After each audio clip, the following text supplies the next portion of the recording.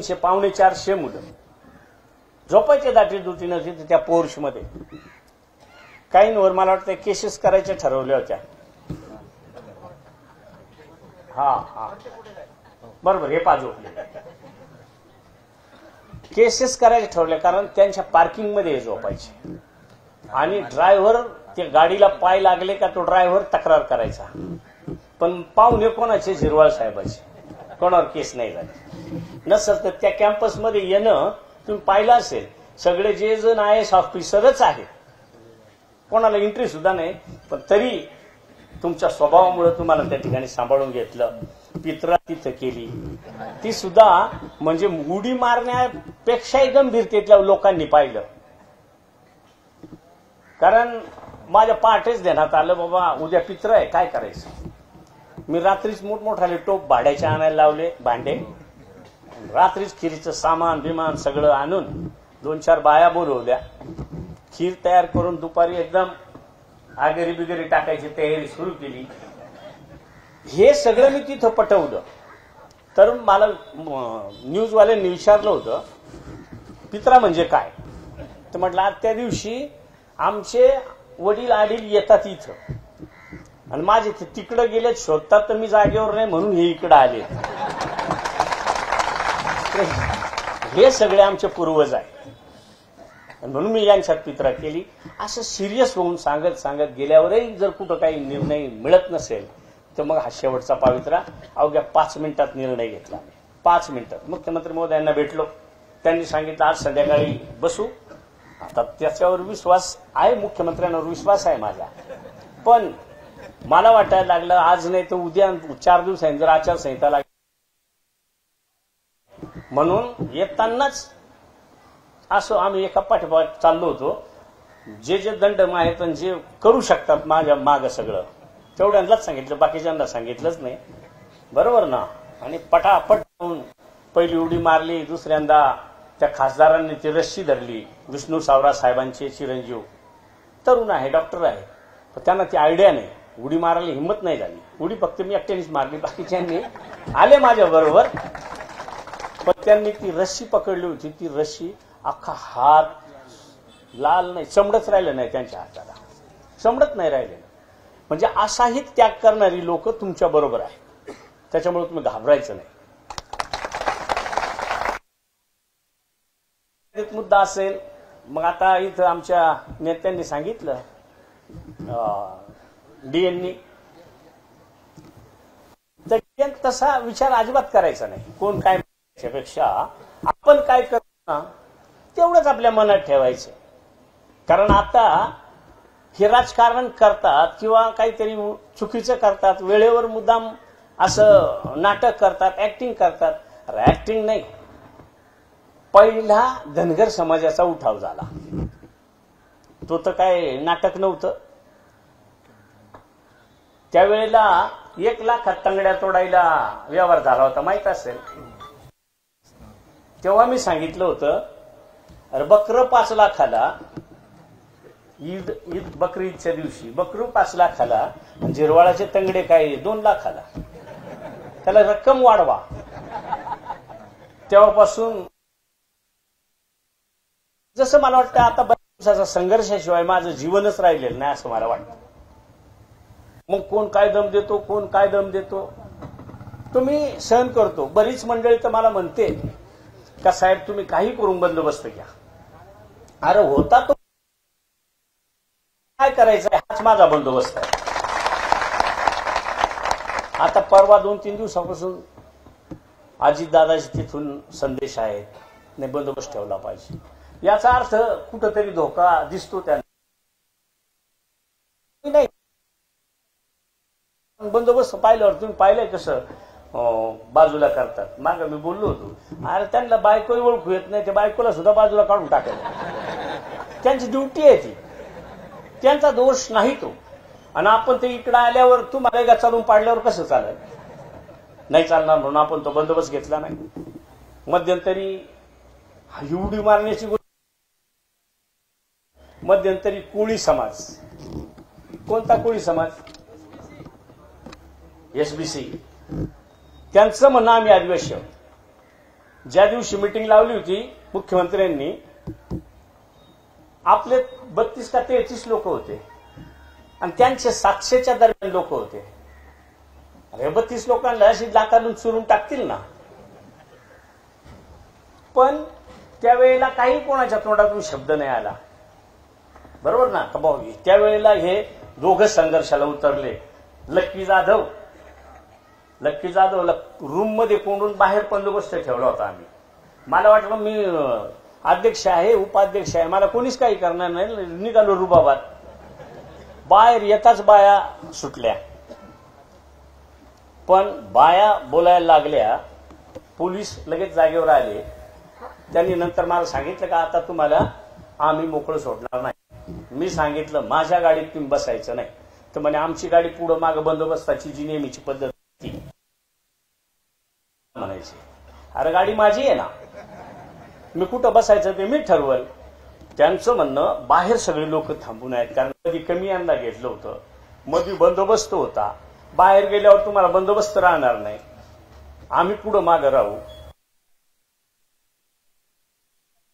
का बरं? अरे माझी तर निशाणीच टोपी आहे, टोपीवरच माझी ओळख आहे. मी टोपी नाही काढली, काच नाही बंद करणार. मी बाय बाय करत आलो. कारण तुम्हाला यायचं आहे ना आमच्यात, मग ते धनगरांना यायचं आहे. जे टोकरे कोळी, मच्छीमार कोळी, एसबीसीचे सगळे, त्यांचं सगळ्यांचं म्हणणं आम्ही आदिवासी आहोत. तर मग तुम्हाला यायचं तर कायदेशीररित्या तुम्ही कसं यायचं ते या. तिथं तर त्यांचं ते हिंमत नाही. इथं सरकारला ब्लॅकमेल करायचं आणि काहीतरी घुसखोरी करायचा प्रयत्न करायचा, ते आम्ही कसं खपवून घेऊ. आता धनगड आणि धनगर, तर र लिहिण्याऐवजी म्हणे चूक झाली, तो ड झाला.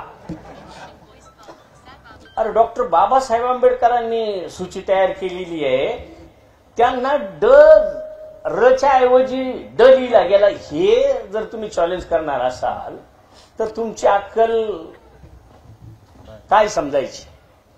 तर ह्या विषयाशी तुम्ही समाजानं अजिबात घाबरायचं नाही. आता मला तुम्ही रस्ता दाखवून दिलाय, याच्या पुढे सुद्धा मी काय असेल नसेल, परंतु एक तो छंद लागलाय का त्याच्यातून जे समाधान लाभतं, हे लाडक्या बहिणींमधून लाभतं.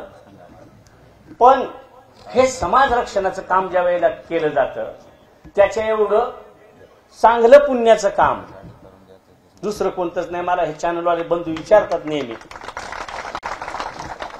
तुम्ही वास्तविक पाहता चूक केली. आता आपले काही म्हणतात त्यांनी चूक केली, कोणाकडून तरी ऐकलं असेल, नाही तर त्यांना एवढं सांगणं एवढं डोकं नाहीये. पण झिरवाळ साहेबांनी संविधानिक पदावर असताना असं करायला नको होतं. मी ह्या माझ्या चॅनलवाल्या बंधूंना सांगतो का मला संविधानिक पद कोणी दाखवलं, मला आमदार कोणी केलं, समाजाने. आम्हाला 25-27 लोकांना आमदार कोणी केलं, समाजाने. खासदारांना समाजाने. आणि मग समाज जर अडचणीत आला, समाजाचे रक्षक म्हणून आम्हाला तिथं पाठवलंय. आणि समाजाचा असा जर लिलाव होणार असेल तर आम्ही गप्प बसणं म्हणजे आम्ही समाजाचे काय देणेदार. आता नवीन एक सुरू केलंय, आपल्या इकडे सुरू झालंय मला वाटतं. काय हा आपण निवडून दिला, खरी गोष्ट आहे ना. निवड आदिवासी समाजाने मतप्रतिनिधींना कोणतेही निवड आदिवासीच मतं देत नाही, सगळे समाज बांधव मतं देतात. पण आता पेटवायची सुरुवात केली काय का ते फक्त आदिवासी समाजासाठीच उड्या मारतात, बाकीचा समाज त्यांच्या डोळ्यासमोर नाही. त्यांनी मला समोर येऊन विचारावं, कोणाची शंका असेल ते मी काढून देतो. परवा रात्री जेव्हा तुमचा वाद मिटवायचा ठरला, त्याच दिवशी सरकारला हे एक भाग पाडलं का निवड आमच्या भरत्या करा असं नाही. ह्या आमच्या कोर्टात, आमच्या विरोधात कोर्टात गेल्यामुळे ज्या भरत्या थांबल्या,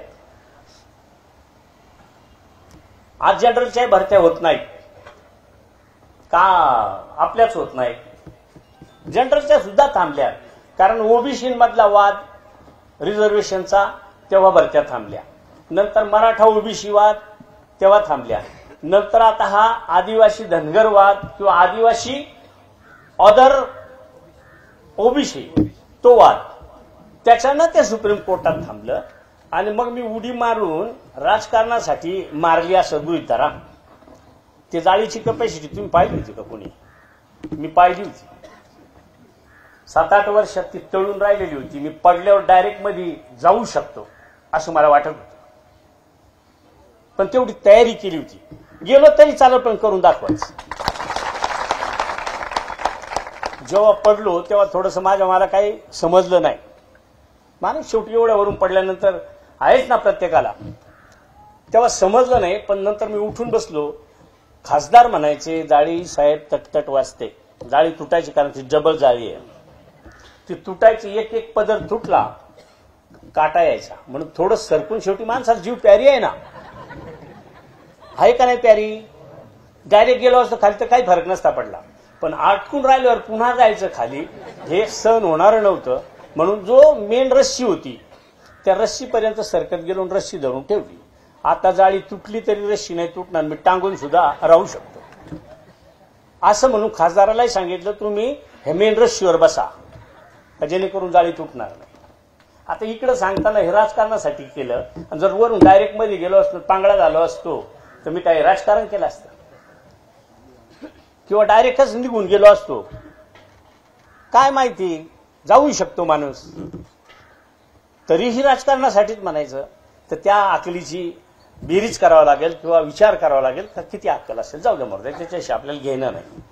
म्हणून परवा रात्री सगळ्या एजन्सीला, सगळ्या खात्यांना त्या ठिकाणी मुख्यमंत्री महोदयांनी आणि उपमुख्यमंत्र्यांनी दोघांनी सूचना दिल्या माझ्या समक्ष, चीफ सेक्रेटरी सौनिक मॅडमला, का जेवढ्याही भरत्या आतापर्यंत लटकल्यात, मग त्या ज्या जनरल भरत्या आहेत त्या सगळ्या उद्यापासून सुरू झाल्या पाहिजे. आदिवासी विभागाची 4 तारखेला आपण उडी मारली. 5 तारखेला आदिवासी विभागाची जाहिरात आली. आता ती आदिवासीच आली म्हणजे मग अजून हे सांगतील आली तर मग तिथं आदिवासीचीच आली. अरे पण आदिवासीच्या याच्यातल्या भरत्या कोणाच्या होणार आहेत त्या मला विचारा ना. माझ्याकडून माहिती घेऊन जा. गृहपाल आहेत, गृहपाल, वार्डन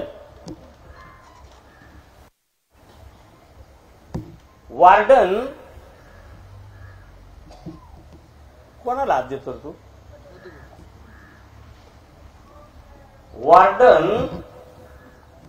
वार्डन भरणार आहेत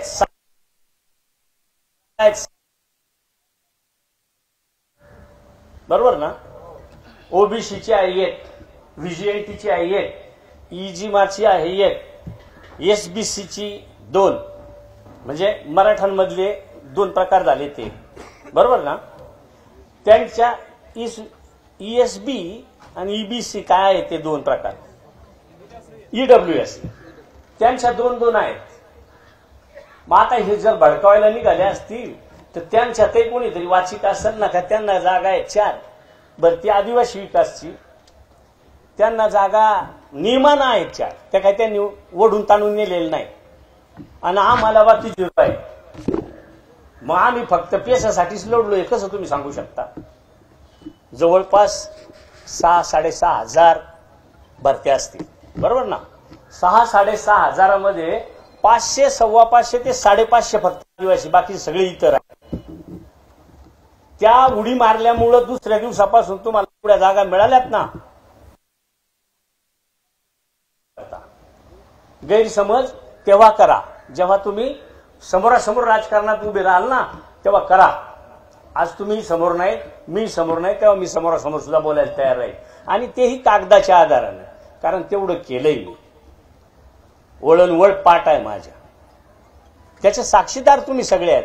आणि तुम्हीच नाही, यांच्यापैकी सुद्धा हे आठवड्याला राहतात माझ्या बरोबर, यांनाही माहित आहे सगळं. त्याच्यामुळे ह्या अशा पद्धतीनं जरी होत असेल तर मी कुठं हादरणारा नाही, वदरणारा नाही.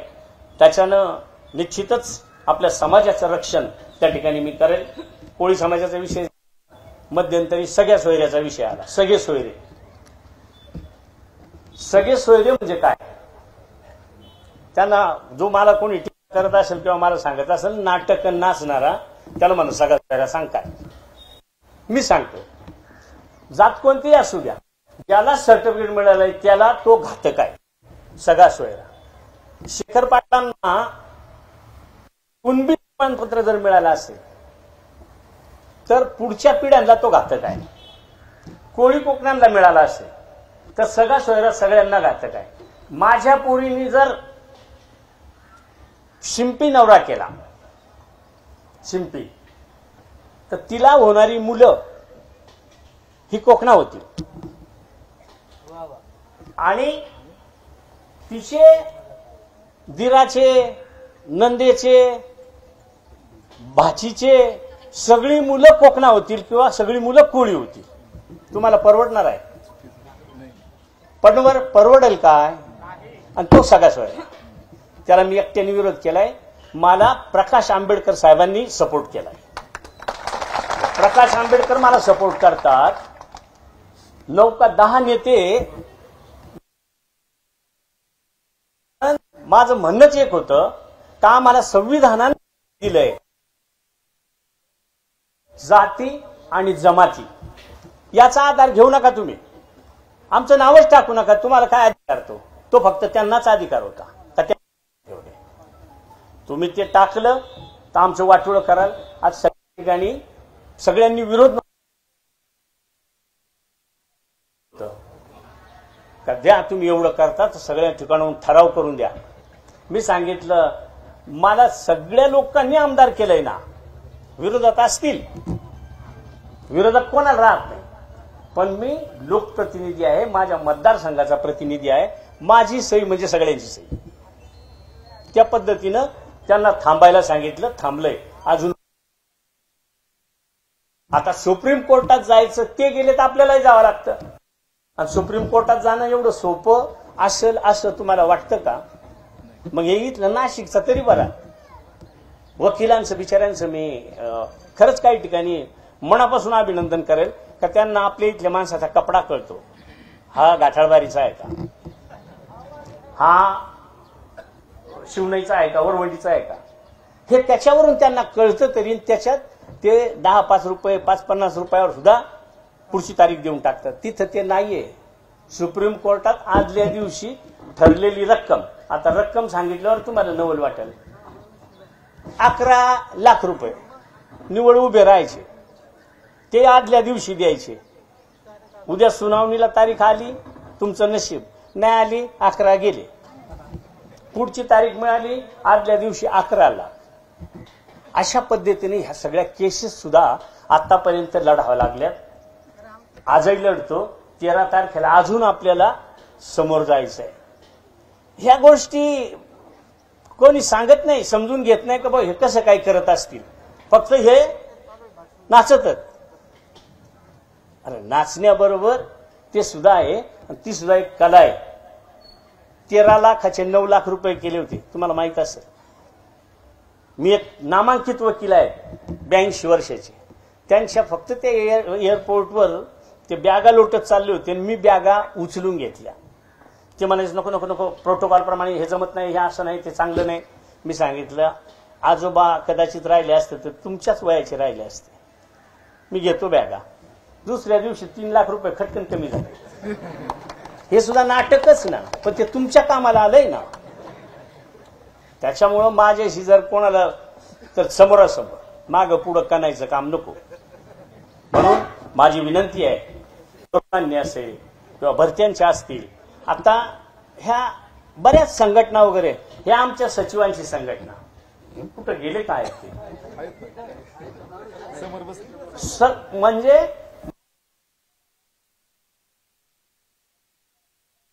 5 वर्षात तुम्ही आमदार म्हणून पाठवलं ना, तुमच्यासाठी खूप कमी वेळ काम केलंय, पण जास्त वेळ समाजाचं काम केलंय.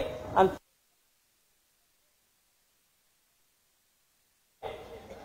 पण ते काही निवड कामगारांचा प्रश्न असेल तर आहे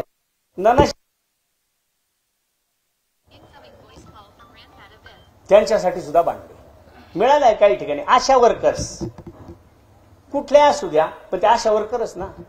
आज प्रत्येक माणूस एकच सांगतो, साहेब खरंच तुमच्याच भरोशावर आम्ही जगतो, तुमचाच आम्हाला आशीर्वाद. अरे ह्या लोकांचा मला आशीर्वाद म्हणून मला तुम्ही आशीर्वाद देता. खऱ्या आशीर्वादाचे धनी हे आहेत. तो आशीर्वाद तुम्हाला मिळवून देण्याच्यासाठीचं जे काही मला संधी मिळवून दिली त्याबद्दल खरंच मी मनापासून तुम्हाला धन्यवाद देतो. विकासात्मक बोलायला आजचा दिवस नाही, आज फक्त तुम्ही मला बोलवलं. आणि मी म्हणत असतो, शेजारीन वाढत ताट आणि माय उतर हात. बरोबर ना. मला कालही काल गोंदियाचं म्हणणं होतं प्रफुल्ल पटेल साहेबांचं, तुम्ही परवा गोंदियाला तुमचा सत्कार ठेवलाय आणि महाराष्ट्रात सत्कार ठेवलाय. जालन्याला, पुण्याला पिचड साहेबांचं म्हणणं एक धरणाचं नामकरण केलंय त्यांनी. त्यांचं म्हणणं येईल त्या निमित्ताने तुझा सत्कारही करतो आणि तुझ्याच हस्ते नामकरण करतो. पण मी सांगितलं नको. शेवटी आईचा हात आईचा हातच आणि ती तुम्ही आहात. म्हणून आज पहिला दिवस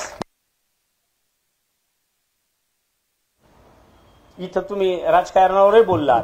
माझं तर म्हणणं होतं का ह्या बाकीच्या बंधूंनी सुद्धा यायला पाहिजे होतं. त्या निमित्तानं तुमच्याही भेटी झाल्या असत्या आणि मलाही लावून काही बोलता आलं असतं. येऊ शकत नाही कारण त्याला खूप झटावं लागतं, तेव्हा समोरासमोर बोलता येतं. अन्यथा त्या ठिकाणी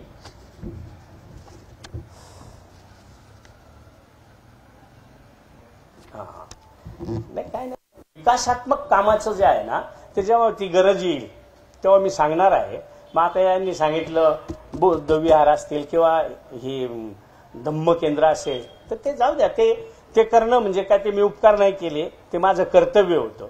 आमदार म्हणून कर्तव्य होतं. पण समाज रक्षण अख्ख्या राज्यभरातलं करणं हे माझं कर्तव्य होतं नव्हतं म्हणण्यापेक्षा सगळ्या त्या आमदार बांधवांना, सगळ्या त्या खासदार बांधवांना ज्या पद्धतीनं त्यांना मी जवळ